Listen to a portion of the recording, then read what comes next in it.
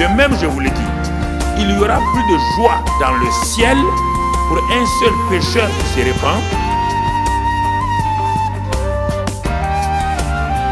Je suis descendu sur la terre pour faire la volonté de mon Père. Et la volonté de mon Père, c'est que je me perde. Excellent Père de grâce, Dieu en qui il n'y a aucun ombre de variation, le Dieu de l'éternité, le Dieu qui habite en nous par l'Esprit Saint.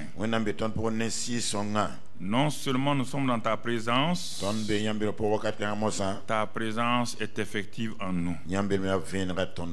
Nous sommes un peuple racheté, mis à part pour l'œuvre achevée de Christ. Et c'est pourquoi ce matin, nous disons merci, non seulement pour la vie éternelle, pour ta grâce et aussi ta protection. Merci pour le glorieux sang de Jésus, le sang de la victoire qui a coulé pour nous et qui nous donne d'entrer dans cette victoire-là. Merci Père. C'est au nom de Jésus que nous avons prié. Que l'Assemblée dise Amen. Gloire à Dieu. Gloire au Seigneur.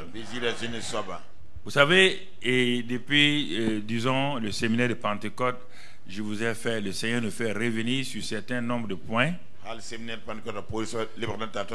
lesquels beaucoup de gens ne sont pas bien enracinés. Parce que la vie chrétienne peut être simplement un ensemble d'activités. Et les gens disent qu'ils sont chrétiens. Les activités ne font pas de nous un chrétien. C'est notre relation avec le Seigneur.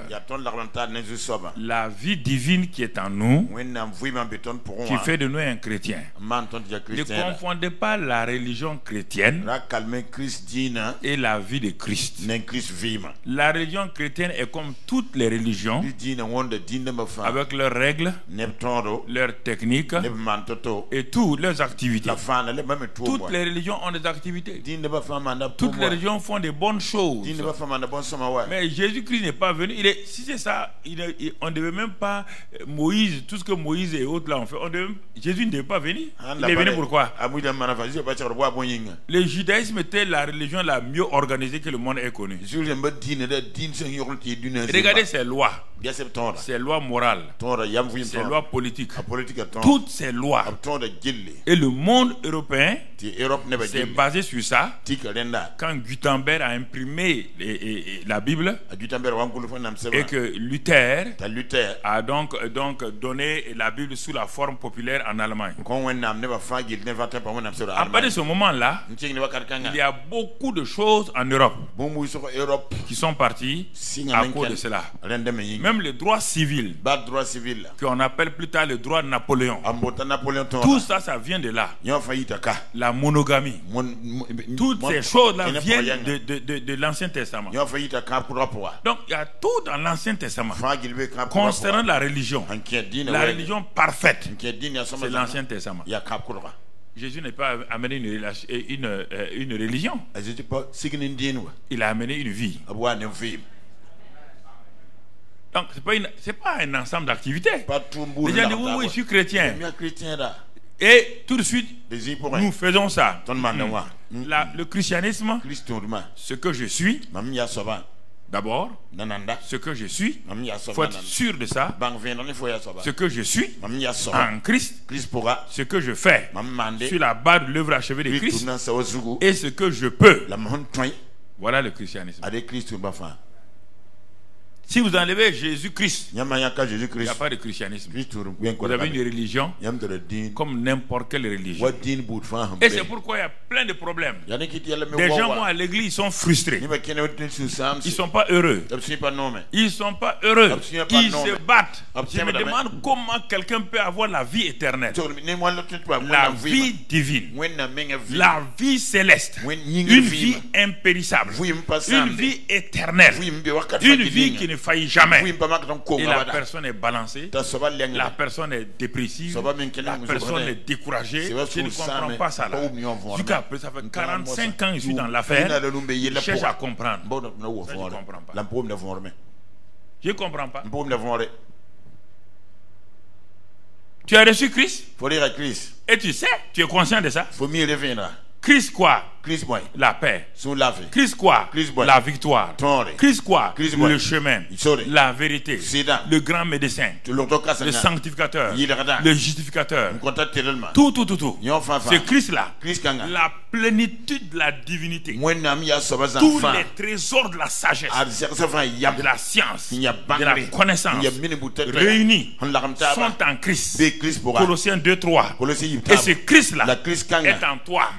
Et toi, tu cherches des choses au dehors. Qu'est-ce que tu cherches au dehors? Il n'y a rien au dehors que tu peux avoir. Tu vas chercher quoi au dehors? Que cherches-tu au dehors que le Saint-Esprit n'a pas en toi? Que cherchez-vous au dehors?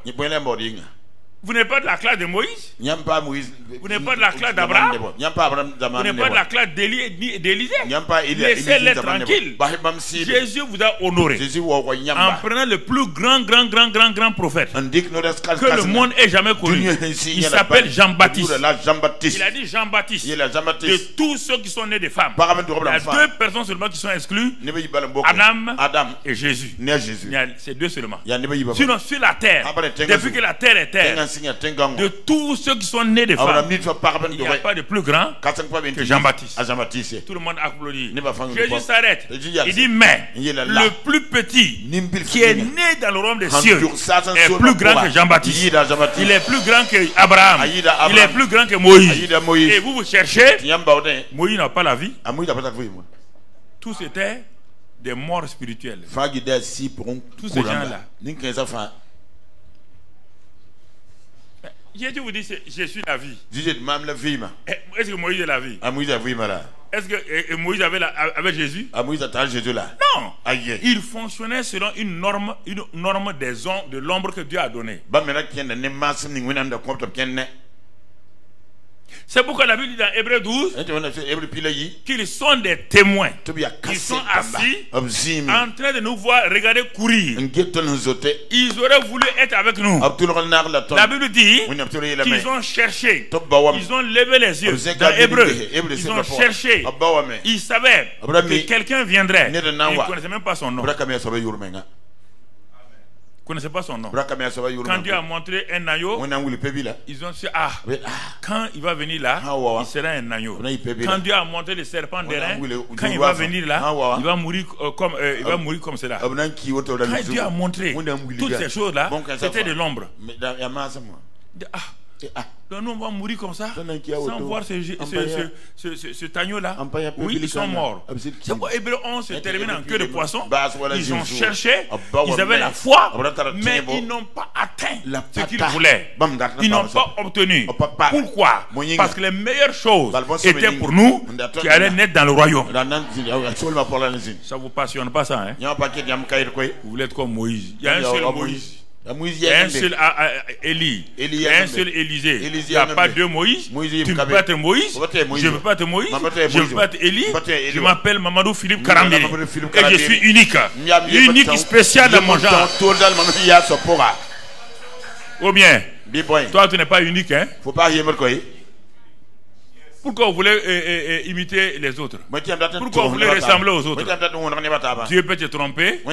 Dieu en te créant, il s'est trompé. Dieu s'est trompé. Alors, accepte ce que Dieu dit que tu es. Ce que tu es, ce que tu as, ce que tu peux. Voilà le secret du christianisme. Ce que tu es, ce que tu as, ce que tu peux. C'est fini. Ne vous fatiguez pas. Ne vous épuisez pas. Non. Croyez.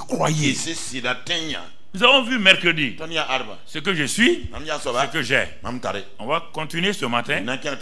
On n'a pas terminé. C'est la suite. C'est la suite. Et ce matin, on va l'intituler: tu as la foi, mais elle est mal orientée. Tu as la foi, mais elle est mal orientée. Ce que tu es, ce que tu as, c'est bien. Tu as quoi? Tu as la foi. Tu as quoi? Tu as la vie éternelle. Tu as quoi? Tu as le nom. Mais j'ai extrait de tout cela la foi. Tu as la foi, mais elle est mal orientée. C'est pourquoi il n'y a pas de résultat dans ta vie. Quand vous voyez une antilope et que vous mettez votre fusil là en l'air, ça peut atteindre l'antilope. Votre fusil est bon. Le fusil est bien chargé. Mais l'orientation du fusil, elle est bonne. Si tu tires, la balle va aller où? Soit à terre ou en l'air. Mais tu n'auras jamais d'antilope. Tu as la foi. Mais comment elle est orientée? Elle est orientée de quelle manière? C'est tout ça que je fais tout depuis 2 mois pour vous ramener sur ces choses-là. Alors, frères et sœurs, n'oubliez pas que nous sommes dans le cadre de la nouvelle alliance. Nous ne sommes pas des gens de l'ancienne alliance. Tu n'as rien à voir avec eux. Dieu a ajouté les 2 alliances pour que tu saches que notre racine c'est là-bas. Toi, tu es une branche de l'arbre sauvage qui a été greffée sur l'arbre franc. Donc tu n'es pas la racine. On te montre que la racine c'est là. On te dit maintenant, toi tu fais partie de la nouvelle alliance. Toi tu es lié à Jésus-Christ. Et à cause de cela, ta vie est totalement différente.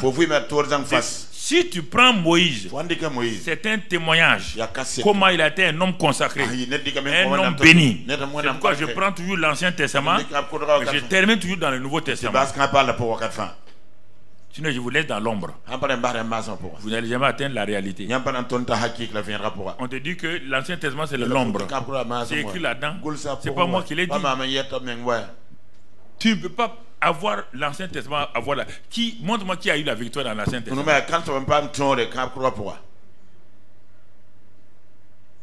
Dis, qui? Quelle victoire ils ont eu? Dieu avait une norme pour eux.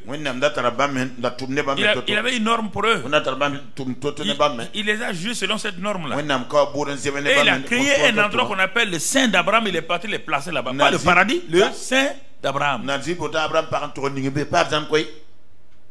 Il a fallu que Jésus vienne, qu'il meure. Quand il est mort, et le voile a été déchiré. Le voile qui empêchait les Juifs de voir Dieu là a été déchiré. Parce que Jésus a dit, tout est accompli. Quand le voile s'est déchiré, Dieu est sorti du voile. Dieu est sorti. Mais regarde bien, dans Matthieu et dans Luc, regarde bien ce qui va se passer. Le voile étant déchiré, il est dit maintenant que le centenaire romain qui était assis, qui gardait donc la croix, quand il a vu, quand Jésus a dit tout est accompli, dans le temple, le voile s'est déchiré. Mais devant le centenaire romain, la terre a tremblé. Quand la terre a tremblé, il est écrit que les corps des saints, les saints de l'Ancien Testament, tous ceux qui sont morts là, ils ont fait quoi? Ils sont sortis. Les gens les ont vus, oui ou non? Ils sont sortis pour aller où maintenant? Par Jésus. Il a dit qu'ils seraient prisonniers. Donc quand il a fait cela, il les a libérés. Il les a sortis du sein d'Abraham pour les envoyer maintenant de l'autre côté. Voilà, c'est que ça c'est accompli. Et nous on démarre directement dans ça.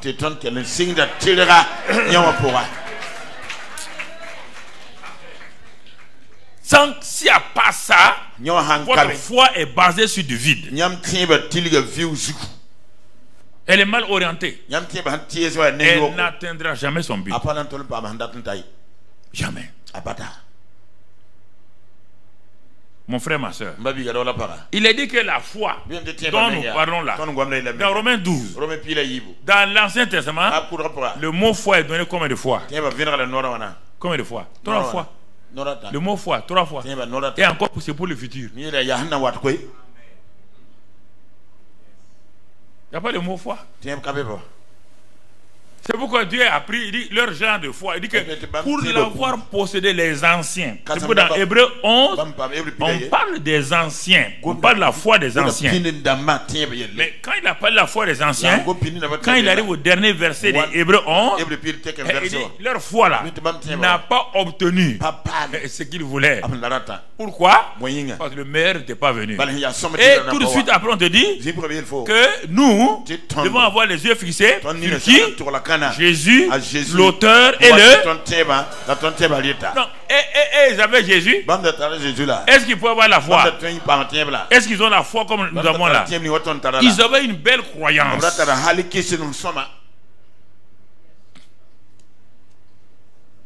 Il faut bien comprendre la Bible.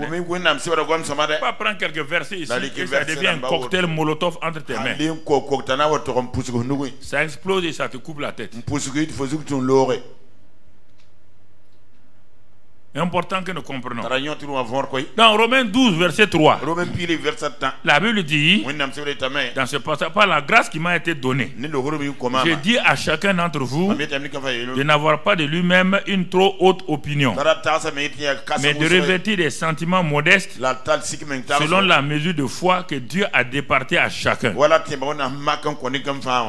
Romains 12, verset 3, donc tu vois, par la grâce qui m'a été donnée, j'ai dit à chacun de vous de n'avoir pas de lui-même une trop haute opinion, mais de revêtir des sentiments modestes selon la mesure de foi que Dieu a départie à chacun. Donc, tous ceux du Nouveau Testament nés de nouveau ont une mesure de foi. C'est pour dire ce que j'ai. Ce que j'ai. J'ai quoi? La foi. Mais pourquoi elle n'opère pas? On dit la foi. Quand il y a la foi, elle est invincible. La foi atteint toujours son but. Oh, mais pasteur, j'ai la foi. Jacques dit, si tu as la foi, montre-moi les résultats. On ne te parle pas d'une adhésion mentale. On ne te parle pas d'une croyance mentale. Oui, je crois. Le diable aussi croit. C'est écrit dans la Bible, même le diable aussi croit et tremble. Je crois. Oui, pasteur, je crois. Et après, où est ton résultat? Où est ton résultat? Voilà la question. Éphésiens 2, verset 8. Éphésiens 2, verset 8. Qu'est-ce qu'il est écrit là-bas? Il est écrit, mon frère, que car c'est par la grâce que vous êtes sauvés, par le moyen de la foi. Et cela ne vient pas de vous, c'est le don de Dieu. Donc, qu'est-ce que la grâce? On te dit que c'est par la grâce que nous sommes sauvés. Donc la grâce doit être liée à quelqu'un. Mais maintenant, pour avoir ce salut-là, on te dit c'est par le moyen de quoi? Moyen de la foi. Donc, il y a une source, il y a un moyen. Donc la grâce dépend de qui alors? La grâce, c'est ce que Dieu a tout fait. La grâce dépend de Dieu. Ça ne dépend pas d'un homme. C'est ce que Dieu a fait. Il ne faut pas vous former les religieux par la grâce de Dieu, on ira ici. C'est pas ça. Hein? Par la grâce de Dieu, ça va aller. Ça, c'est une formule religieuse. Vous entendez? Ceux qui sont en ville là disent aussi par la grâce, je vais te tuer. Est-ce que la grâce tue quelqu'un? Voilà. Pas prendre votre langage religieux là, mettre là-dedans. Il dit, nous sommes sauvés par là. Mais si on s'arrête là, c'est bon? C'est bon? Maintenant, c'est-à-dire que quelqu'un a accompli notre salut. Mais maintenant, par le moyen de la foi, je fais quoi? Je m'empare de ce. Ah, les gens disent, mais Dieu nous a sauvés. Menteur. Ta foi, tu dois aller prendre ça, sinon tu n'es pas sauvé. Vous Vous voulez me regarder comme ça? Jésus a dit qu'il est mort et Dieu a tant aimé le. Jésus est mort pour qui? Pour les chrétiens. Il est mort pour le. Est-ce que le monde est sauvé? Pourtant, la grâce de Dieu a sauvé tout le monde. Tu ne crois pas ça? Va lire dans Tite. Comme tu ne lis pas ta Bible là, tu me regardes, tu crois que c'est sur mon front. C'est pas sur mon front. Ouvre ta Bible. Ouvre ta Bible. Regarde ta Bible. Ouvre ta Bible dans l'épître de Tite. C'est l'avant-dernier avant Hébreu. Il y a Philémon, il y a Tite. Donc, Tite 2, verset 11. Qu'est-ce qu'il est écrit là-bas? Car la grâce de Dieu, source du salut pour tous les, a été quoi? Mais est-ce que tous les hommes sont sauvés?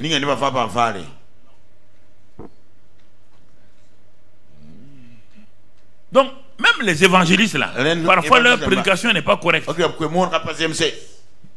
Il faut d'abord montrer aux gens que tout le monde est déjà sauvé. Jésus avait déjà dit, quand je serai élevé, j'attirerai tous les hommes à. Ça, il dit, quand je serai. Quand il a été élevé, il a dit tout est. Donc, tous les hommes potentiellement sont.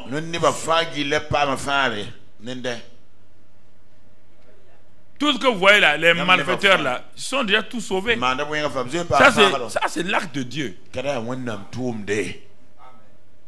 Mais pourquoi il n'entre pas dans le salut? On dit au moyen de là. Moyen de là. Et la foi est liée donc à Christ, à la parole.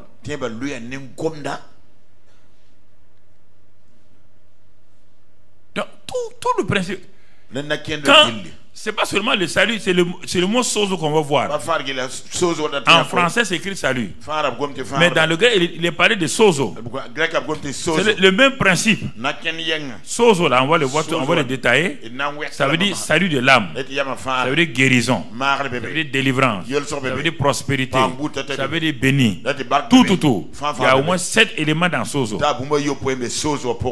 Bon, reprenons. Et mettons ici dans Tite 2, 11 là, on va mettre le mot sozo. Car la grâce de Dieu, source de sozo pour tous les hommes, a été manifestée. Ça veut dire, reprenons encore. Ne raisonnez pas par là. Écoutez-moi par le cœur. Si vous voulez raisonner là, ce n'est pas une étude de texte. Voilà.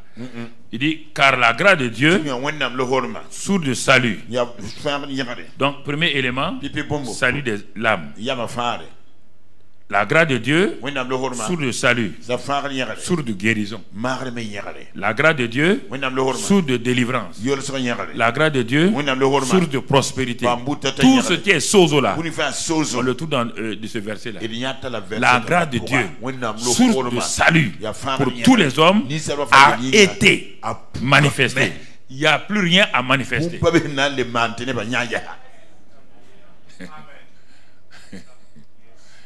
A été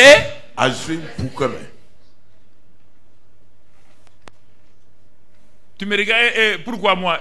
Pourquoi toi? On te dit que la foi fait quoi maintenant? Toi tu me regardes comme ça là. On t'a dit prière. Tu as prié là, ça va? Même si tu pries là, c'est quelle prière? La prière de la foi. On n'a pas de la prière.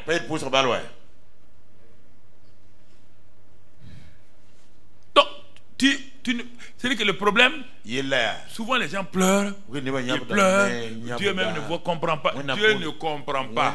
Dieu comprend le langage de la grâce et de la foi. Tu n'as qu'à lever tes deux yeux comme tes lunettes. Tes deux yeux te posent.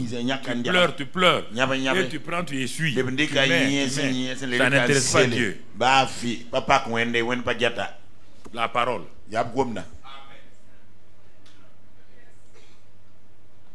comprenez? Moi, je ne comprends pas Dieu. Dieu aussi, moi, je ne te comprends pas. Deux personnes qui ne se comprennent pas. Voilà. Mais c'est ça.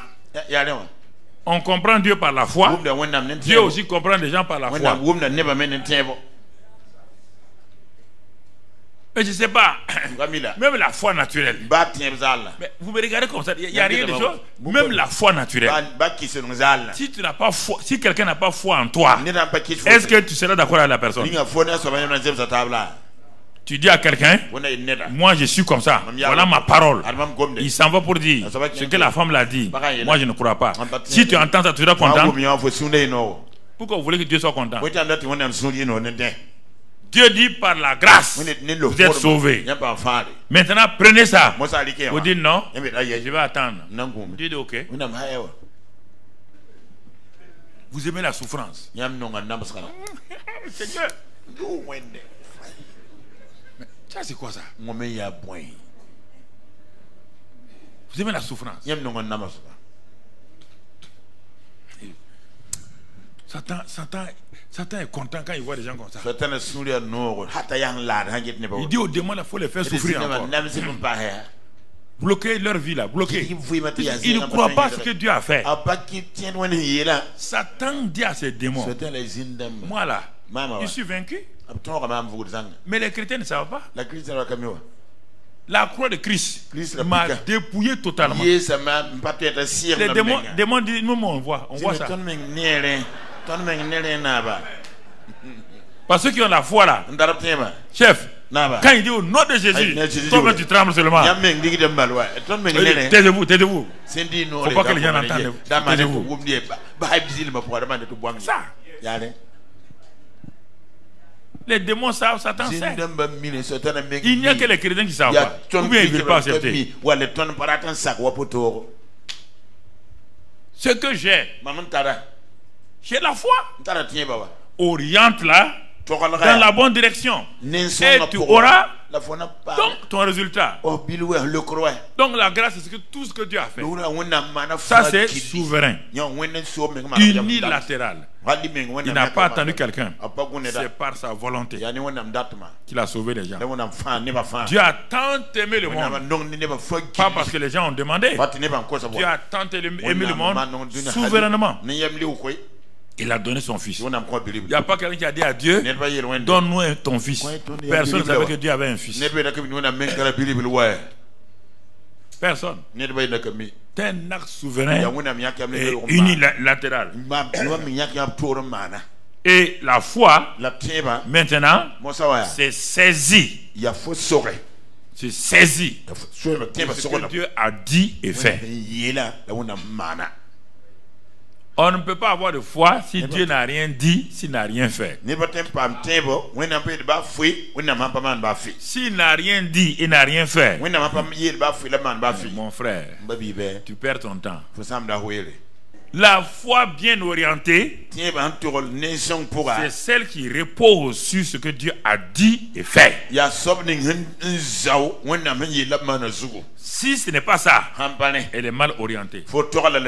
Elle va être simplement une persévérance, comment on appelle, une espérance. Elle va être une espérance. Qu'est-ce que l'espérance? L'espérance regarde au futur, ce qui va se passer. L'espérance n'a pas d'appui maintenant. Voilà l'espérance. Un jour ça ira. Il y a des gens, quand tu salues, ça va, ça ira. Jusqu'à leur mort, à la veille de leur mort, ça ira. Ça c'est l'espérance. Et c'est pourquoi jamais ça ne va. La foi, c'est pas ça ira. Non. Tant que la parole n'est pas révélée aux gens, vous prêchez ça, ça a l'air de faire un effet. Mais quand ils sortent, ils sont dans l'atmosphère de Satan là. Parce que la Bible dit que le prince de l'air, quand nous sortons de cette présence de Dieu comme ça, là, l'atmosphère nous agresse. Quand tu sors dans ta voiture déjà, tu vas voir les gens, hey, quitte là. Toute l'atmosphère nous agresse. Les gens parlent mal, les gens insultent, et les gens oublient ce qu'on a déposé en eux. C'est un combat permanent de foi. Combat permanane. Quand tu entends une bonne parole, tu arrives à la maison. L'ennemi a préparé quelque chose. C'est pour Jésus a dit que quand la semence est semée, les oiseaux viennent pour enlever. Il ne ment pas. Donc il y a des choses comme cela qu'il faut bien comprendre. Il y a des principes des lois spirituelles. Si tu comprends ça, tu vas aller de l'avant. Donc l'espérance regarde toujours au futur. La foi s'appuie sur les faits passés et prend possession maintenant.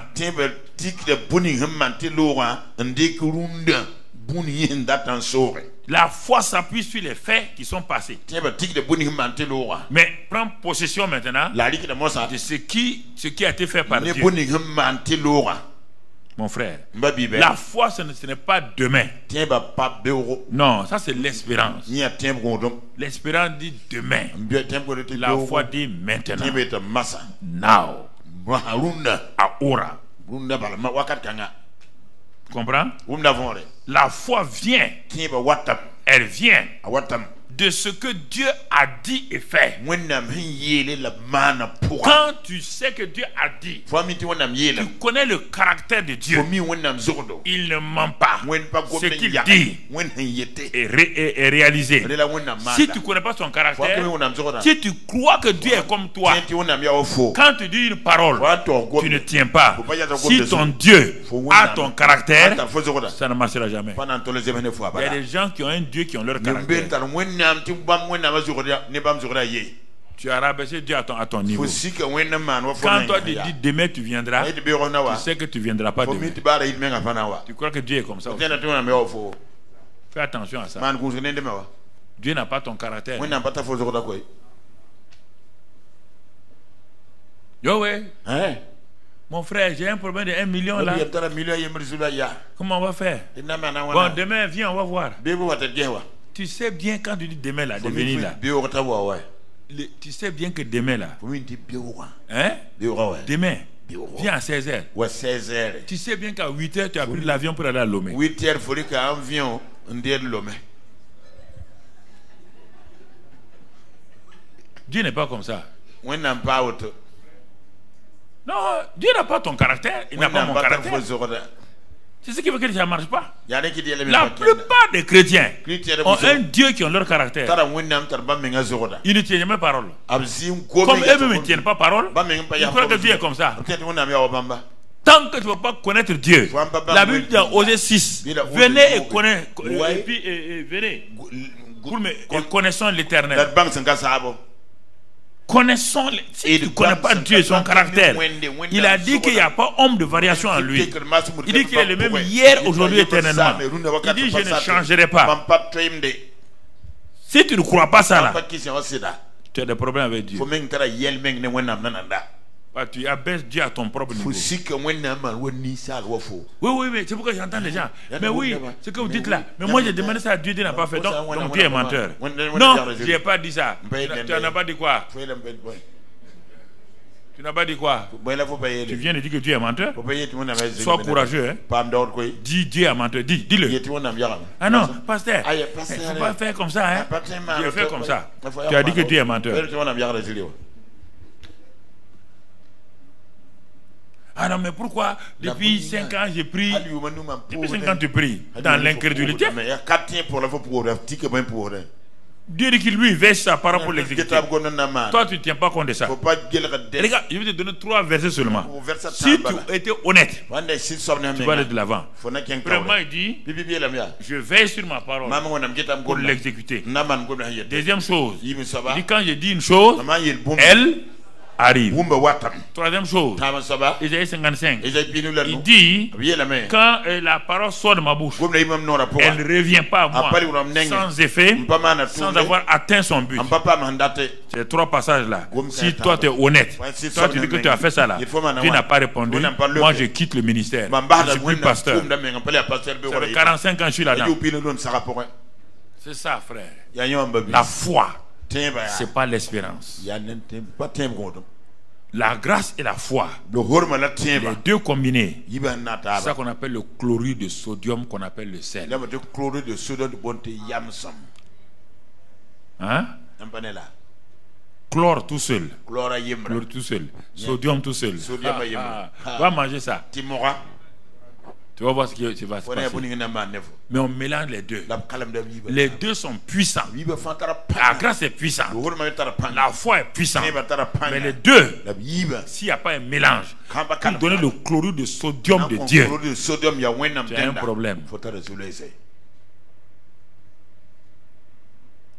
Donc Dieu ne travaille pas avec la grâce sans la foi. Tu dis j'ai la foi, tu ne tiens pas compte de ce que Dieu a dit et fait. Ça ne marche pas. Si ce que Dieu a dit et fait, tu n'as pas la foi aussi, tu ne veux pas exercer, croire et puis prendre, ça ne marche pas. Mon frère, donc j'ai noté quelques passages qu'on va méditer. Et regardons dans Ésaïe 53 verset 1. 53 verset 1.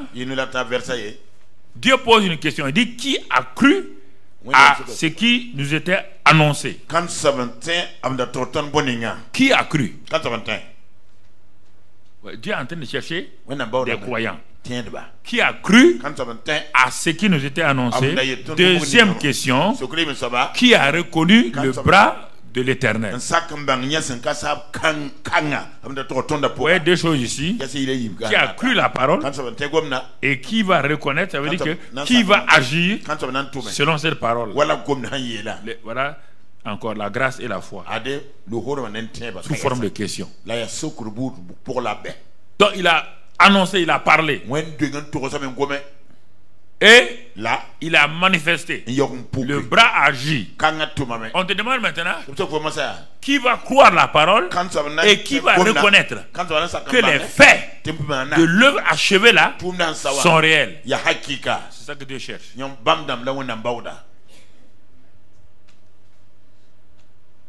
Dieu attend une réponse. Et Jésus lui donne la réponse dans Matthieu 9, 29. Matthieu 9, 29. Regarde ce que Dieu et Jésus nous dit là-bas. Matthieu 9, 29. Quand tu étudies la parole de Dieu, les choses vont ensemble. Matthieu 9, 29, il est écrit ici. Alors, il leur toucha les yeux et dit, qu'il vous soit fait selon votre foi. L'expression ici, qu'il vous soit fait selon votre. Qui a cru? Qui a reconnu? Ce sont ceux qui ont la foi. Et quand ils ont la foi, il leur est fait selon leur quoi? Il leur est fait selon leur foi. C'est la norme. C'est la norme dans le christianisme. Ce que je dis là, c'est ça qui est simple. Les gens veulent compliquer. C'est pourquoi ils ont des difficultés. Ils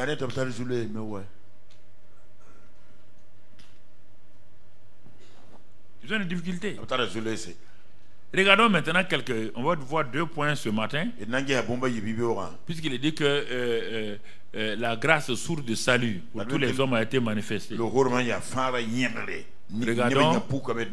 Regardons ces deux-là. On va voir le sozo de l'âme et ensuite le sozo du corps. C'est-à-dire le salut de l'âme et le salut du corps. On va voir cela parce que souvent c'est dans ces domaines-là, on l'a déjà dit le mercredi, Mais je vais le répéter encore ce matin sous notre forme. Alors, puisqu'on me dit que la grâce sourde de salut pour tous les hommes a été manifestée, la grâce a été manifestée. C'est-à-dire la grâce divine a été manifestée. La grâce divine sur tous les plans, tous les domaines a été manifestée. Nous commençons par le salut de l'âme. Alors, cette grâce a été manifestée comment? Dieu a livré son fils à la croix, premièrement pour le salut des âmes. Si vous voulez témoigner à quelqu'un, n'allez pas commencer à parler de son péché. C'est pourquoi les maris ne se convertissent pas. C'est pourquoi les parents ne se convertissent pas. Vous partez leur mettre leur péché sur leur dos. Personne ne peut supporter un péché. On dit la grâce a été manifestée. Le monsieur ploie sous le poids de ses péchés. Il ploie. Quand tu pars prêcher, tu alignes tous les péchés dont toi-même tu fais la moitié. Personne ne sera sauvé. Les adultères, les buveurs, personne ne viendra. La grâce. On ne prêche pas le péché, on prêche le salut, on prêche la grâce, on prêche l'amour. C'est ça qui attire les gens.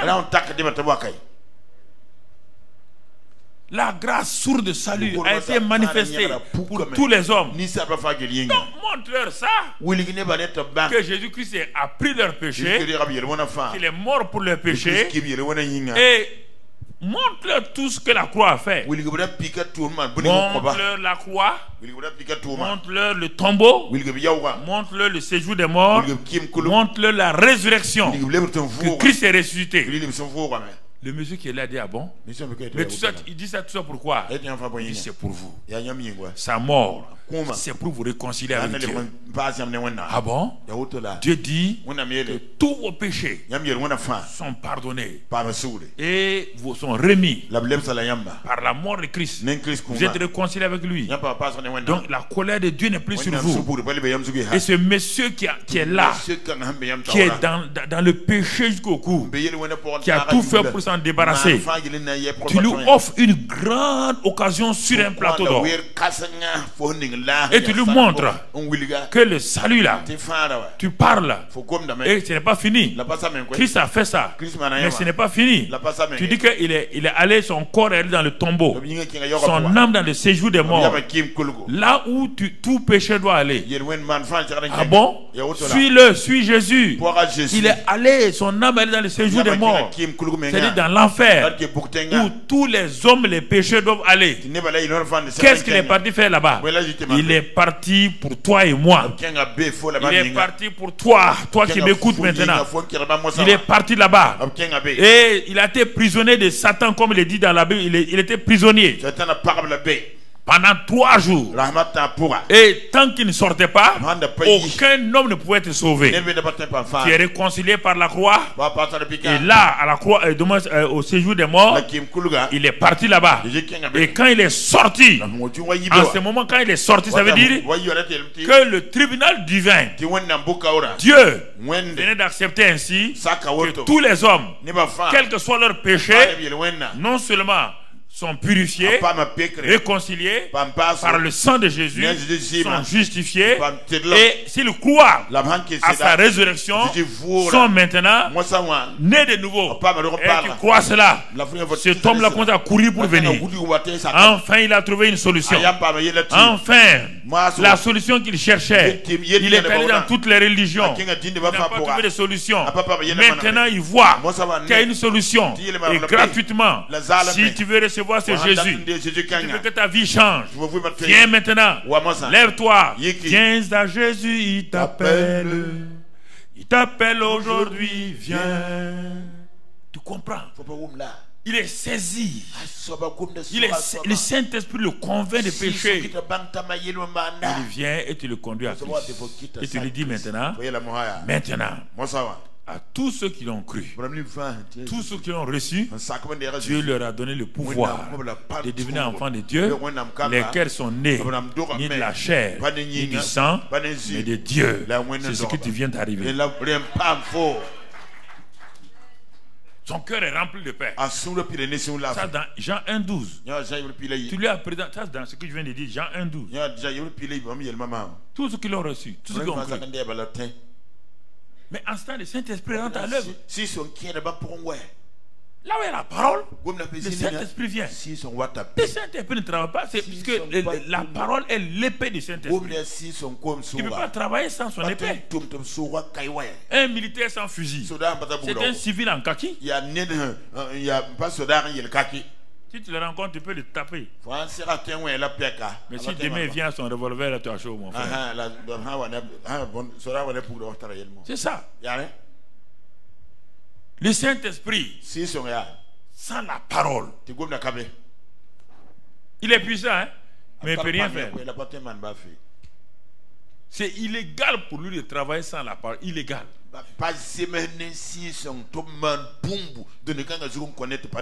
Le policier utilise son revolver dans des conditions légales. Sinon, on l'arrête lui-même. Il devient criminel. Il y a des moments quand il utilise le revolver là, tout le monde le félicite. S'il tourne le revolver contre un innocent, tout le monde le condamne. Le Saint-Esprit, c'est comme ça.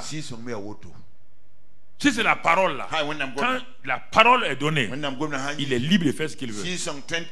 Sans la parole, il ne peut pas faire. Saint-Esprit veut dire, tu vois mes larmes, hein? Saint-Esprit vient, il dit, je ne viens pas. Moi, je ne viens pas pour les larmes. J'ai assez pleuré. Il dit, tu n'as pas assez pleuré. Va louer des barriques et viens. Continue de pleurer. Moi, j'agis selon la. Voilà. Un christianisme sentimental basé sur les sentiments, ça ne marche pas. Ouvre la Bible et recherche ce que Dieu a dit. Dieu dit, réveille ma mémoire, viens, on va plaider. Viens, dis-moi ce que je t'ai dit. Rappelle-moi. Dis-moi. Si je t'ai donné un papier où j'ai signé et tu viens me rappeler, si je suis un homme intègre, je dois obéir à mon papier. Si je n'ai signé aucun papier, je ne t'ai donné aucune parole, je ne suis pas tenu de te bénir. C'est comme ça avec Dieu. Dieu ne bénit pas comme ça pour bénir. Mon ami, qu'est-ce qu'il t'a dit? Ça aussi c'est le problème. Viens lui dire ce qu'il t'a dit. Ça c'est difficulté pour toi aussi. C'est un problème. C'est ça la prière. Venez, on va prier. Frère, c'est pourquoi on va prier aujourd'hui. Il y a trop de problèmes. Il y a trop d'épreuves. Mais on va prier sur quelle parole? Non. À cause de nos problèmes. Il commence. Seigneur, tu vois, il y a trop de problèmes. Ça fait 20 ans, il y a ceci. Il y a l'injustice au service. Il y a ceci ou cela. Je n'ai pas de mari. Je n'ai pas de femme. Je n'ai pas. Il y a ceci ou il me manque ça. Il me manque ça. Il me manque ça. Quand ils ont fini, on a fait veiller de prière. Ils ont fait veiller de prière. Hein? Ça, c'est veiller de prière. Donc, au niveau des choses là. Donc, vous voyez, tu es sauvé. Romains 10, verset 9 nous parle de ça. Il vient nous dire, Romains 10, verset 9. Les gens disent non, quand quelqu'un doit se convertir, il n'a qu'à convertir tous ses péchés.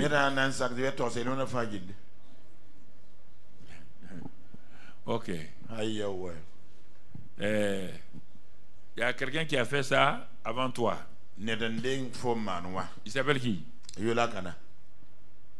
Quelqu'un qui a fait confesser les péchés des gens avant toi, c'est qui? Hein? Jean-Baptiste. Est-ce qu'il y a un meilleur confesseur de péchés comme Jean-Baptiste? Parfois vous ne lisez pas la Bible. Hein? Est-ce qu'il y a un meilleur confesseur de péché? Toute catégorie qui venait au baptême de Jean-Baptiste au journée, quand les soldats venaient dire, bon, ça finit, hein, de escroquer les gens en et regarde, quand les juges venaient, des juges justes, tout le monde se pliait à Jean-Baptiste. Lis ça, tu n'as pas lu ça? Les gens s'alignaient par milliers. Et Jean-Baptiste ne laissait personne. Toute la société juive de l'époque venait se confesser. Je vous pose la question, est-ce qu'un seul péché était pardonné? Hein? Est-ce qu'il avait ce pouvoir? Parfois quand je vous dis que certains jours vous êtes découragés, vous êtes découragé. On a dit à Jean-Baptiste, on lui a dit que son ministère c'est de préparer quoi? Le chemin pour qui? Pour révéler qui? C'est ça qu'il était en train de faire. C'est pourquoi Jésus a apparu maintenant. Il a dit voici l'agneau qui fait quoi? Qui ôte. En disant ça, ça veut dire que lui, il ne peut pas ôter les péchés, oui ou non? Bon, toi, tu peux apprendre quelqu'un. Au lieu de lui prêcher l'œuvre achevée de Christ, la mort de Christ, il a pris tous nos péchés, tous les péchés, passés, présents et futurs. Au lieu de lui dire ça, tu t'assois, tu te fais asseoir la personne, de confesser tous ses péchés. Lesquels? Non, lesquels il va confesser? Ceux de 1942. Non. Tout. Il dit, hein? Tous les péchés. Ah, tu sais, je suis né quand? Je suis né en 32. Il dit, comment depuis 32 là? La fin du monde va finir. Est-ce qu'il aura fini les péchés de... Pas faire des erreurs comme ça. Quand on parle de confession des péchés là, c'est dans Jacques là. Il dit confessez vos péchés les uns aux autres. On parle de toi et toi-même tu ne veux même pas commettre tes péchés là. Toi déjà, on dit de pardonner là. Tu ne veux pas pardonner. Et toi tu prends un pauvre païen, tu veux confesser ces millions de péchés. Le seul péché que toi-même tu traînes depuis 10 ans là, tu ne veux pas confesser ça. Et toi tu prends quelqu'un et tu dis, il n'a pas confessé. Vous comprenez la Bible, hein? Confessez vos péchés les uns aux autres. J'ai offensé le frère Mamoudou. Je vais compris pour moi. Dieu me dit, attention, tu l'as offensé là. Tu lui as demandé pardon? Non. Ou bien il t'a offensé. Tu lui as pardonné? Il dit non. Confesse et on va prier pour vous. Et tu seras guéri. Le païen, on ne lui dit pas ça. Le païen là, on ne peut pas compter ses péchés. Toi et moi, on était tous comme ça. Et même aujourd'hui, bien que tu sois chrétien là, si on doit compter tes péchés là, est-ce qu'on peut les compter? On peut les compter? Quand on dit péché là, les gens croient que c'est peut-être qu'il parle d'adultère. Péché là, c'est quoi? Premièrement, les péchés en pensée. Est-ce qu'il y a quelqu'un d'entre nous qui pêche en péché minimum 10 péchés par jour?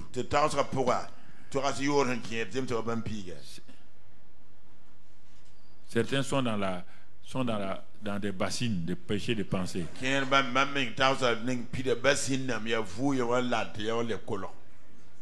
Si on enlève les pensées, alors aux paroles, les demi-vérités, les mensonges déguisés,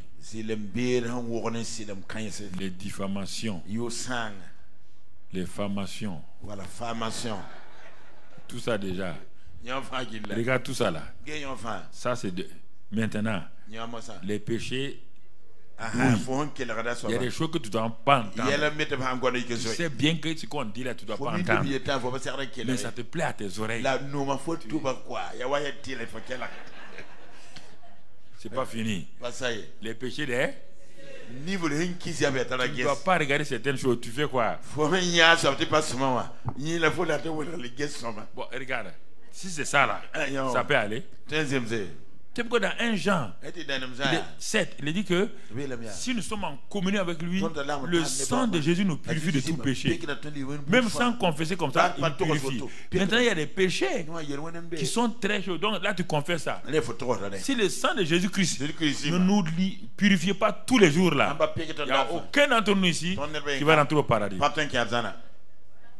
C'est sur la base de l'œuvre achevée. Ne confonds pas 1 Jean 1,7 et 1 Jean 1,9. Et ensuite Jean 1 Jean 2,1. Tout ça, c'est la communion là. C'est que quand tu t'en vas, tu marches avec Dieu et tu arrives sur la route de péché, le sang de Christ te purifie au fur et à mesure. Il y a des péchés que tu as commis, ça c'est volontairement, dit non, confesse ça. Pourquoi? 1 Jean 2, nous avons un avocat auprès du Père qui est la victime expiatoire. C'est ça le premier sozo là. Jésus est mort pour tout ça. Il est mort pour nos péchés. Il a pris nos péchés. Il est ressuscité pour notre justification. Et on obtient, quand on confesse, on obtient un salut instantané. Un salut instantané. Ce n'est pas un salut progressif. Quiconque a cru, quiconque a reçu Jésus est sauvé instantanément dans son esprit. Maintenant, allons au deuxième élément, le sozo du corps. Donc, le salut du corps. Allons là aussi. Là, on va trouver 2 groupes de gens. Là-bas, il y a 2 groupes de gens. Pourquoi? Tu vas comprendre qu'il y a 2 groupes de gens. Le premier groupe de gens, ce sont ceux qui, pour eux, la guérison est progressive. Leur foi est basée sur une guérison progressive. On n'a pas dit qu'ils n'ont pas la foi. C'est pourquoi j'ai dit, tu as la foi, mais elle est mal orientée. Quand il s'agit du salut, toi tu étais païen. Quand celui qui t'a témoigné, il a dit tu crois, tu dis tu crois. Tu as été sauvé instantanément. Maintenant tu es chrétien. Pour la guérison, là, au lieu de croire comme ça aussi, tu commences la guérison progressive.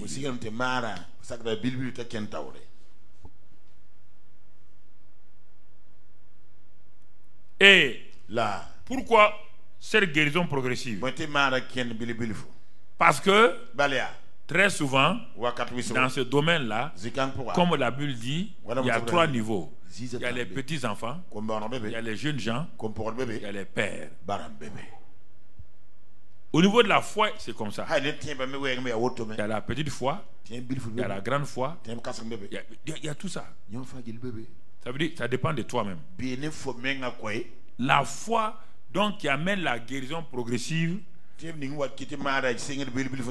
c'est la foi je dirais népiosienne, c'est-à-dire népios.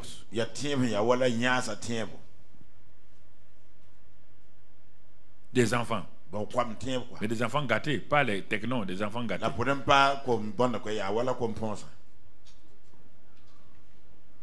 Ce premier groupe-là. Ici, la foi ne saisit pas la guérison instantanée.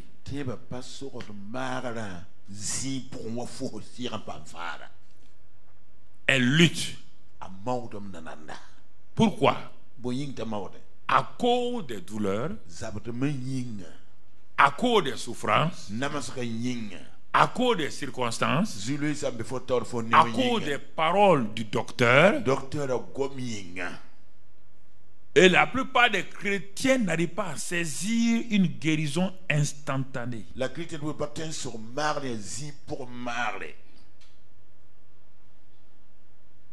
N'arrive pas, si c'est la délivrance, n'arrive pas à saisir une délivrance instantanée. C'est le même principe. Il n'y a que dans le salut que la plupart des gens arrivent à croire à un salut instantané. En dehors de ça, tout le reste là, vous trouverez ces deux groupes là toujours. Prospérité progressive. Délivrance progressive. Guérison progressive.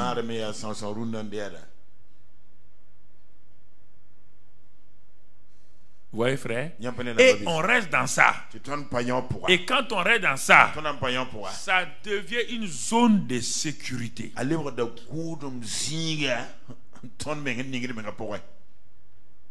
On se plaît là-dedans. On se plaît dans nos douleurs.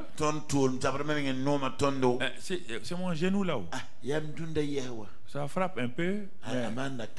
Ça ira. C'est mon dos là. Ça fait mal, mais par la grâce de Dieu, ça ira. Voilà. Alors, et tes affaires?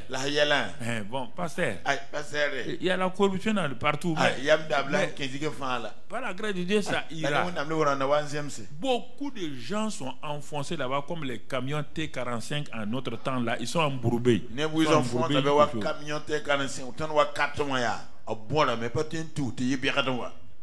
Il ne peut pas avancer. Regarde ta foi. On est ta foi est mal orientée. Regarde là.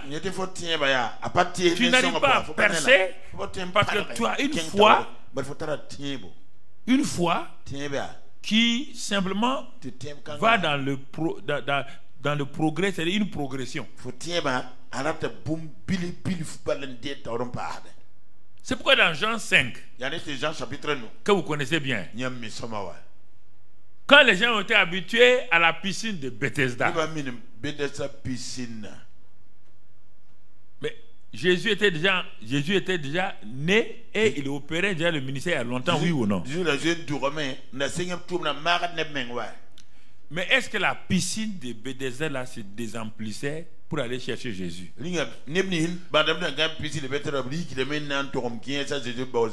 Écoutez-moi très bien.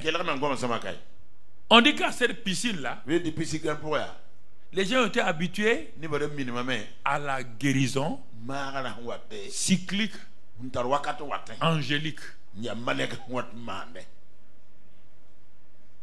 Même si l'ange doit mettre 6 mois, chacun attend. Et les gens s'asseyent, ils se racontent leurs problèmes. Moi, j'ai eu ma maladie en 1922. Bon, je suis dans la piscine, devant la piscine là depuis 1934. Il cause. Et puis ceux qui sont anciens là sentent que l'ange va venir. Nous sentons que l'ange là va venir. Ils ne cherchent même pas à être guéris. Et ils sont là pour dire aux gens. Tu vois, ils ont oublié leur maladie. Ils se contentent de ça. Ils deviennent les communicateurs maintenant de l'arrivée de l'ange. Leur foi est quoi? C'est de ça que je parle là. Ils sont habitués. Sœur, il faut aller à telle réunion. On a dit qu'il y a un homme de Dieu qui est arrivé là. Mais elle-même, son genou l'a gonflé.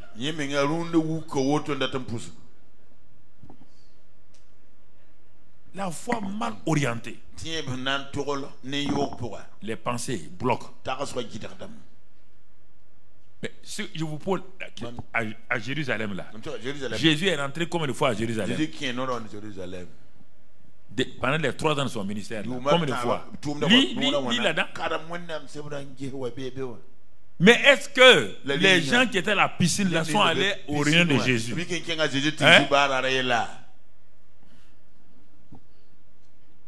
Leur foi était mal orientée. Leur foi était orientée sur la piscine et sur l'ange. Des actes spectaculaires. Oh oui, nous on est guéris par des anges. Est-ce qu'un ange vaut mieux que Jésus? Mais les gens aiment ça.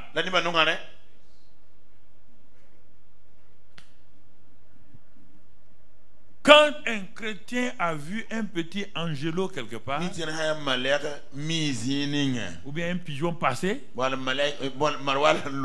quand il veut faire son témoignage, vous allez voir plus de 3000 chrétiens aller écouter. La seule avait un ange. Hein? Les gens aiment ça. Jésus là, ils aiment des choses comme ça. Des phénomènes. Ils aiment des phénomènes. Il y a un ancien premier ministre de Satan qui est venu dans la ville. Toute la maison du peuple est remplie. Le vrai premier ministre de Jésus est là, ça les intéresse pas. Mais regardez, la foi est mal orientée. Mais regarde ta vie, toi qui nous suis. Jésus a été obligé par la grâce du Père, ce qu'il avait sur son Père. Il a quitté sa réunion pour aller à la piscine de Bethesda à cause d'un seul homme. Si leur foi n'était pas basée sur l'ange et la piscine, s'ils avaient reconnu Jésus, quand Jésus arrivait là, toute la foule allait faire quoi? Dans Marc 5, là où la femme là est partie, toute la foule cherchait à toucher qui? Jésus. Mais quand Jésus s'est déplacé à la piscine de Bethesda, il est arrivé là-bas. Est-ce que tu as vu une foule se tourner, saluer le maître? Leur foi était mal orientée sur le spectaculaire. Même si ce spectaculaire-là est cyclique, ça ne fait rien. C'est ça. Chacun veut dire, moi aussi j'ai été touché par l'ange. Moi aussi j'ai été guéri par l'eau agitée. Jésus vient. Un homme que tous connaissaient. Il est malade depuis 38 ans. Donc il est l'ancien de l'église de la piscine de Bethesda. Tout le monde le connaît. Le monsieur est guéri. Il prend son lit. Et personne n'a applaudi. Partout où Jésus va, les gens crient. Les gens disent il fait des choses merveilleuses. On n'a jamais vu ça. Ni dans la Bible là, mais à la piscine de Bethesda. Leur foi était tellement placée sur l'ange que le miracle que Jésus a fait là n'avait pas de sens pour eux. Regardez notre vie chrétienne. Regardez notre misère. Regardez comment le Seigneur veut nous toucher. Il veut nous guérir simplement. Non, nous voulons que ce soit un homme de Dieu. Nous voulons que ce soit un prophète. Nous voulons que ce soit une onction d'huile. Nous voulons ceci ou cela. Alors que le Seigneur est là, il dit simplement, ma fille, touche par la foi. Je suis présent. Prends ta guérison. Je t'ai guéri il y a 2000 ans. Là où je suis en train de prêcher là, la parole de Dieu est en train d'agir dans les corps. La parole de Dieu est en train de vous toucher. La parole de Dieu est en train de choses. Non, non, non. Non, frères et sœurs. Prends. Alléluia. Alléluia. Prends. Regarde. Regarde, frère. Tu comprends? Il a guéri un seul malade. Et il est parti. Plus tard, il revient dans la même foule là. Les gens disent, mais pourquoi tu as. Il dit, non, mais. Qui t'a guéri? Lui, il ne sait pas. Ouais. Vous voyez, frères et sœurs. Ah, que le Seigneur nous aide. La foi mal orienté attend passivement Dieu le temps favorable.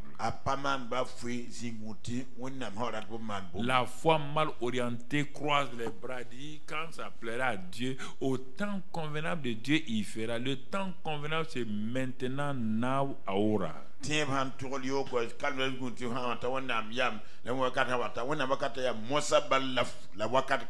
Quand tu as été sauvé, tu as attendu.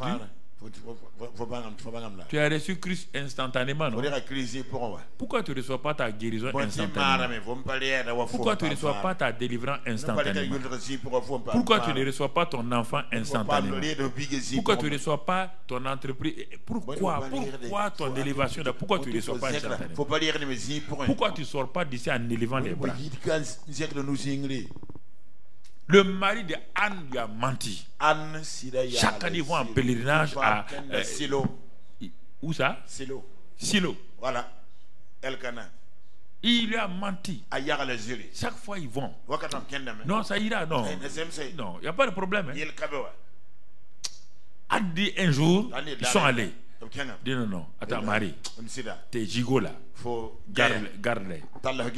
Mais ma coépouse a des enfants. Moi, j'ai pas d'enfants. Tu crois que c'est les gigots qui amènent l'enfant? Les gigots amènent l'enfant. Ils laissent. Je vais aller toucher Dieu. Ma foi était orientée sur toi. Ma foi était orientée sur toi. Je croyais que c'est toi qui donnes l'enfant. Toi, tu n'es qu'un moyen. Toi, tu n'es que l'argent. Mais tu n'es pas toi qui donnes l'enfant. Je vais aller à celui qui donne les enfants. Elle a laissé la nourriture. Elle a tout laissé. Elle est entrée dans le temple. Elle est allée là où il y a l'arche. Du matin qu'au soir. La Bible dit quand elle est sortie le soir, elle n'avait pas un simple enfant. Dieu lui a donné un prophète. Parce que Dieu dit, moi-même je cherche un prophète. Comme maintenant tu as compris là, je donne non seulement un enfant, mais moi-même je résous mon problème, je donne un prophète. Reçois cela ce matin au nom de Jésus. La foi ne va pas dans le futur. La foi, c'est le présent. La foi, mon frère. Oh, les gens disent, ils prient jeûnent pour voir ce qui va aller. Et ils n'agissent pas promptement. Et ils n'agissent pas promptement. C'est pourquoi, mon frère, ma soeur, le deuxième groupe de gens sont ceux qui ont la foi agissante. La foi violente. Regarde là, ils sont dans la Bible avec Jésus. C'est à eux que Jésus a dit, tu as une grande foi. Ce qu'ils ont fait, il n'y a rien d'extraordinaire. Non.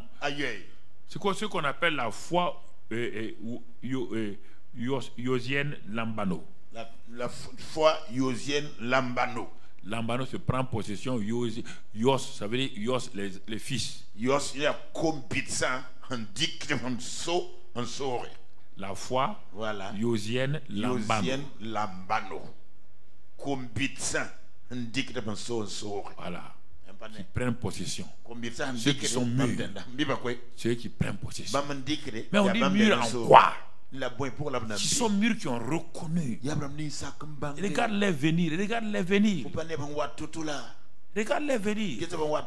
Regarde la femme syro-phénicienne venir à Jésus. Elle a un problème à la maison. Sa fille est contrôlée par des démons. Et regardez, frère. Mais je suis écoutez, je suis enflammé à l'intérieur. Une haine vient de loin. Elle a entendu parler qu'il y a un certain Jésus. Et elle a écouté, elle a regardé. Si l'homme là est ce qu'il dit qu'il est, sûrement il a. Et il peut. Elle a pris la route. Elle est venue. Et quand elle est arrivée, elle a dit, oh, fille de David. Silence. Silence. Regardez. Elle est venue pour prendre possession de la délivrance de sa fille.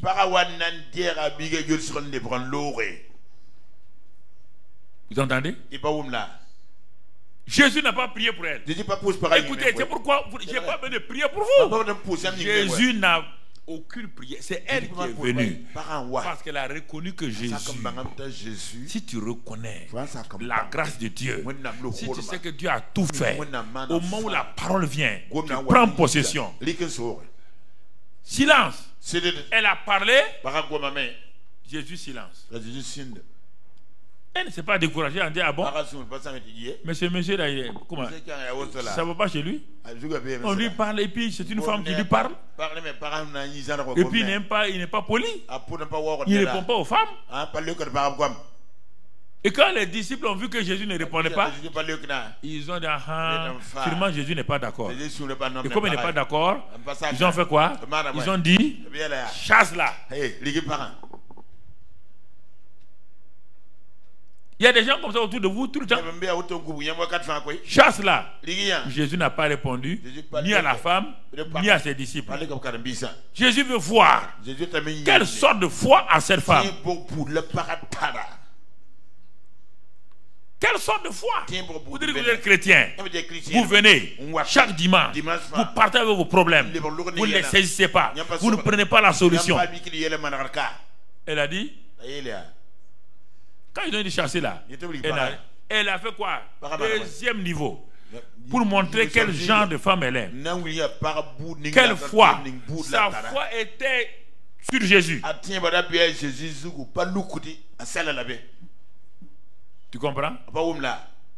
Maintenant, Jésus va élever sa voix pour lui parler. Elle vient et se jette aux pieds de Jésus. C'est ça la foi bien orientée. Elle ne va pas à gauche. Elle ne regarde pas Saint-Pierre, ni Saint-Jacques. Elle se jette aux pieds du Seigneur. Jésus ouvre la bouche maintenant. Il dit, femme, il n'est pas bon qu'on prenne le pain des petits enfants pour le donner aux petits chiens. Petits enfants, petits chiens. La femme n'était pas offensée. La foi renverse les barrières. Aucun obstacle ne peut obstacle sentimental. La foi n'est pas offensée par des paroles offensantes de Dieu. La foi n'est pas offensée par ça. Ah bon, c'est à moi qu'on parle, petit chien. Elle dit, petit chien, il n'y a pas de problème. Ah, donc la guérison là, c'est pour les petits enfants. Et tu appelles ça pain. La guérison est du pain. Et le pain est pour les petits enfants. Mais quand les petits enfants mangent là, il y a des miettes de pain, non? Si c'est le pain qui est guérison, même les miettes aussi sont guérisons. Même les miettes là sont guérisons. Il ne s'agit pas de manger un gros pain pour être guéri. Même le plus petit morceau là guérit. Comprenez? Jésus dit, ah bon? Je n'ai jamais vu une foi comme ça. Regardez d'où elle vient. Elle a mis sa foi sur qui? Elle a reconnu qui? Elle a parlé à qui? Elle est venue prendre la délivrance de sa fille où? Jésus dit, va ma fille, ta foi, ta fille est délivrée. C'est pas ça? Le centenaire romain, c'est pas ça? Pourquoi vous compliquez la foi? Orientez-la sur l'auteur et le consommateur. Parlez-lui. Et pour terminer, Marc 5, on le connaît, on l'a déjà dit mercredi, mais on va le répéter. 25 à 29, c'est l'histoire de cette femme qui était malade depuis 12 années. Elle perdait la vie. Elle était d'abord dans un processus de guérison progressive. N'ayant pas été enseignée, elle était dans un état de guérison progressive. Et c'est pourquoi elle allait de médecin en médecin. Parce qu'elle sait que les médecins ne peuvent pas guérir d'un seul coup, c'est la guérison progressive. Quand on te donne les médicaments, il faut 10 jours, 15 jours, et tant. C'est une bonne chose. Tout le monde doit aller chez le médecin si vous êtes malade. C'est la guérison progressive. Mais maintenant, on est venu le dire un jour, malgré tout cela, sa situation ne s'améliorait pas. La perte de sang veut dire perte de vie. Parce que la vie est dans le sang. Donc, elle a vu qu'elle perdait la vie. Au lieu d'être guérie progressivement, elle perdait la vie. On est venu lui dire un jour qu'il y a un certain Jésus qui est dans la ville. Et c'est sûrement une femme qui est venue lui dire ça. Parce que les hommes savaient qu'on ne peut pas toucher la femme. La suite la touche, tu es impur pendant tant de jours. Aucun homme ne va venir dans sa maison pour ne pas être pur, impur. Mais une femme peut venir. Et quand on lui a dit ça, la personne lui a expliqué. C'est Jésus là. Ce qu'il fait. Elle a bien demandé. Mais est-ce que tu l'as vu faire? Il dit oui. Tu es sûr qu'il fait ça? Elle dit oui. La personne est partie. Elle s'est assise. Il y a trois choses qu'elle va faire. Elle s'est assise. La foi, regarde la foi bien orientée. Elle ne connaît pas Jésus. Mais première chose, elle a commencé à voir mentalement donc Jésus et sa guérison en elle. Si tu ne vois pas la solution avant, tu ne verras pas la manifestation. Première chose, voir dans l'invisible. Voir. Tu vois déjà, tu vois la situation. Tu te vois guéri. Tu te vois béni. Tu te vois réussir à cet examen. Tu te vois. La femme a commencé ça d'abord à ce niveau-là. Elle s'est vue guérie. Puisqu'on a dit cet homme-là, les morts, les aveugles, les paralytiques, il n'y a personne, aucun cas qui soit impossible pour lui. Donc, sa foi a été orientée. La foi vient de ce qu'on entend. Ce qu'elle a entendu sur Jésus là. Elle a orienté toute sa foi sur Jésus. Mais avant d'agir, elle a commencé à voir tout ça. Qu'est-ce que tu vois chaque jour dans tes pensées? Pourquoi tu vois ton cercueil? Pourquoi tu vois ton échec? Pourquoi tu vois que tu n'es pas marié? Pourquoi tu vois qu'il n'y a pas de solution pour toi? Quelles sont les pensées que tu entretiens matin, midi, soir? Pourquoi tu penses que toi tu seras sans travail et rien, tu n'auras rien? Voici le vrai problème des gens. Leurs pensées sont négatives. Les pensées mentales sont négatives. Ils n'arrivent pas à se positionner. Ils n'ont pas de vision. Ils se voient tout le temps malades, renvoyés, humiliés. Ils se voient vieillir. Alors, c'est ça qui ne va pas. Première chose d'abord, il faut changer ça. Il faut changer ça. Change ça. Il y a très longtemps, quand je commençais, j'étais en contact avec Yongisho. Et dans un de ses témoignages, il dit qu'il y a une fille qui est venue. Oh, pasteur, je ne sais pas quand il va avoir un mari. Vraiment, je suis là, je n'ai pas de mari, il y a ceci ou cela. Yongisho me dit, tu as déjà vu ton mari? Il dit, comment ça? Je veux voir ton mari. Mais quel genre d'homme tu vois? Tu es assis seulement croisé les bras. Les maris vont venir, comme ça, ils vont me dire, hey, toi, il veut te marier. Il dit non. Quel genre de mari aimerais-tu te marier à genre d'homme avec qui tu veux te marier? Il dit, ah, il y a ça aussi là-dedans, non? Il dit, non, mais donc toi, tu veux n'importe quel homme. Dans ton cœur, il n'y a pas. Dans ton cœur, il n'y a pas une image d'homme. Il dit ah oui. En tout cas, j'aimerais un homme comme ça. J'aimerais un homme qui a ces caractères-là. Yonki dit continue. Il dit ah bon. Je peux détailler comme ça. Oui. Quand il a fini, il dit ah. Yonki dit tu as vu ton mari? Il dit ah oui, je vois. Ça, je vois maintenant. C'est clair. Il dit bon, va. Et continue à remercier Dieu. Ce mari il existe. Ce mari existe. Tu crois que tu as 25 ans, ton mari n'existe pas? Ton mari existe. Il est caché, voilé. Il faut enlever le voile sur lui. Mais si tu parles négativement, quand est-ce que... Non, enlève le voile là. Elle est partie. Elle a commencé à...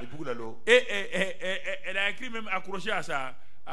dans sa chambre. Elle dit, voilà la photo de mon mari. Voilà l'image de mon mari. Chaque jour, elle remercie Dieu. Elle pose sa main sur le papier et elle remercie Dieu. Voici le mari là. Elle qui a duré là. Au bout de quelques mois seulement, un homme a apparu, venu dans l'église. Dans leur église. Et toutes les jeunes filles de l'église avaient des yeux pour lui. Quand c'est comme ça, elles vont commencer à changer de haut talon maintenant. Chaque jeune fille marche en balançant devant le gars. Le gars était là. On dirait qu'il est insensible. Et puis il a commencé à regarder cette jeune fille de l'église là, que les gens disaient que bon, elle est comme une vieille fille, elle a eu un certain âge. Il ne faut jamais penser que tu es vieille fille. Jamais. Quelle erreur. Jamais. Tu comprends? Les yeux du monsieur étaient sur eux. Et quand la fille l'a regardé, elle a vu, en causant avec lui, son caractère, tout autour, c'était ce qui était là. Quand les deux filles la disaient, venez le dire, en tout cas le gars là, il me plaît. Elle s'était seulement dit. En tout cas le gars est bien. Elle s'était seulement. Mais on voit qu'il tourne autour de toi là. La fille s'était. Et un jour, il a dit au pasteur, pasteur, votre église est bien.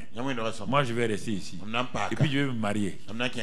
Et j'ai vu quelqu'un, la voilà là-bas. Le pasteur dit, ah bon? Il y a beaucoup de filles. Il dit, non, c'est celle-là que je veux. Ils se sont mariés. Ils se sont mariés. Tu comprends? C'est ça le problème. La femme était assise.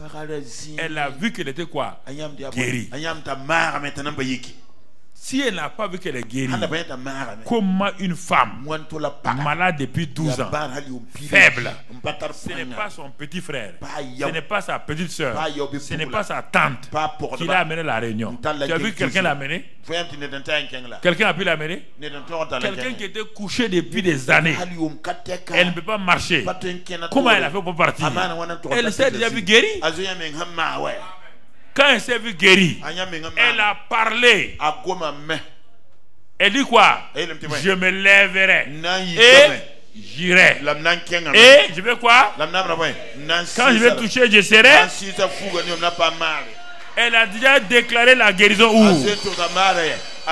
Dans sa maison. Alors le corps a réagi, oui ou non? Tu parles mal à ton corps. Mon corps est faible. Le corps dit ok. La patronne a dit que le corps est faible. Soyons faibles. Le corps fait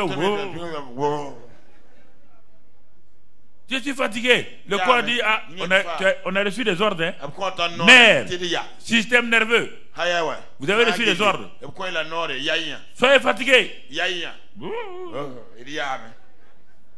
C'est ça. On te dit que le langage, c'est le pouvoir. Tout le pouvoir du corps, c'est ça.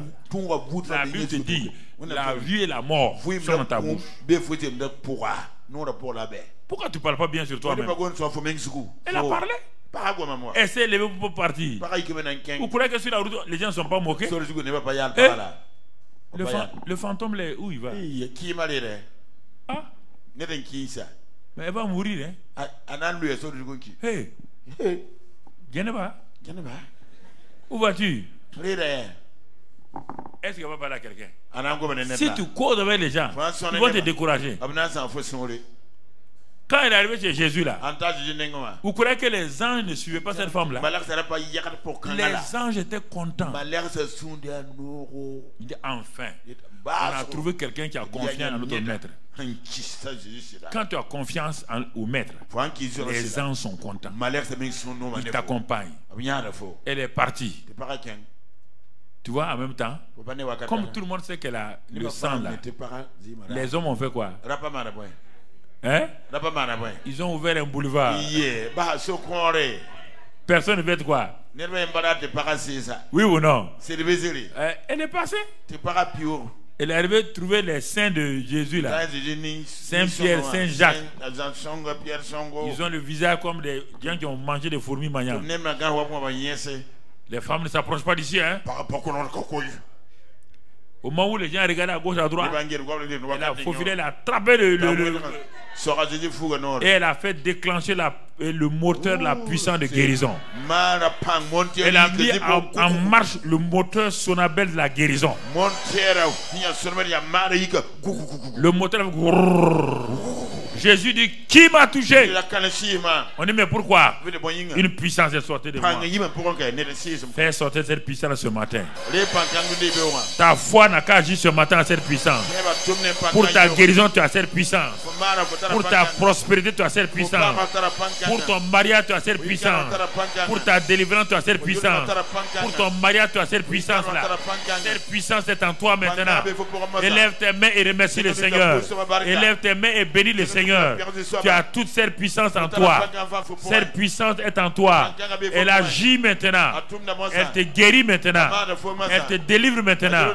Elle te purifie maintenant. Cette puissance là traverse toute l'assemblée. Et vous qui êtes assis là où vous êtes, recevez par la foi. Recevez la guérison. Recevez la délivrance. Recevez maintenant ce pourquoi vous êtes là ce matin.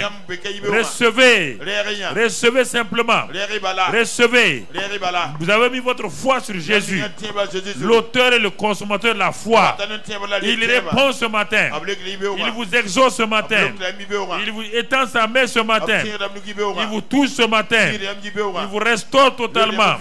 Au nom de Christ Jésus, il l'a fait maintenant. Il l'a accompli. Accorde ta foi qui est tournée vers lui. Sois béni et sois loué. Sois exalté, Père. Au nom de Christ Jésus.